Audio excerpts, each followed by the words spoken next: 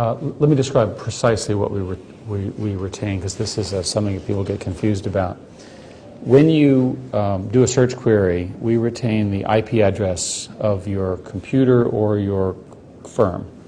So my guess here at the Washington Times is that when you use Google from within the network, there's one IP address that represents the entire institution. The reason that occurs is you have something called a firewall, and that firewall maps all your local addresses into a single address. So it's not correct to say that it's per computer. Sometimes it's per network or per institution or per university. What about homes? In the case of homes, it would be most likely to the specific home, but not to the specific computer within the home. Okay. Now, because that information is so sensitive, legitimate people disagree as to how long you should retain it. And we are subject to lots of laws in this area, especially in Europe. And the consensus that seems to have emerged, and this is not a decision that Google should make, it's a proper, in our view, governmental decision.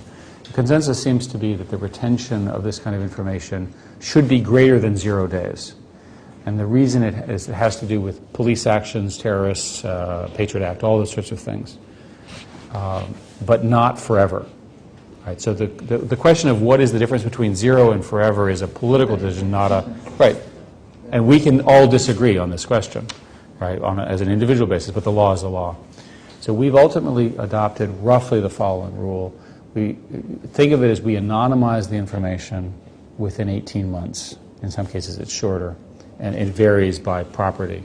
So the precise answer to your question, I want to give you a very clear answer, is that we could, if you did a search and a Gmail and a YouTube and so forth yesterday, and you did it from your home, I'll give you the worst case. You did it from your home, and you only have one computer in your home. In theory, we could cross-correlate those and get all three together. We don't do that, and we're not likely to do that. A more likely scenario is the government could do that.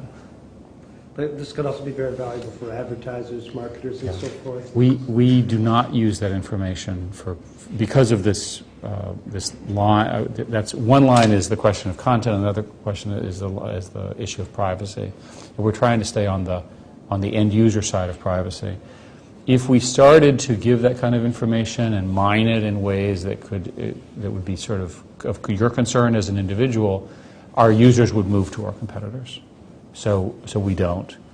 But again, there's a very, very detailed description of exactly what we do. And a lot of people are not representing what we do accurately in the media. And so I would encourage everybody to, if you care about this, read it very precisely so you get the facts. And we do what we say.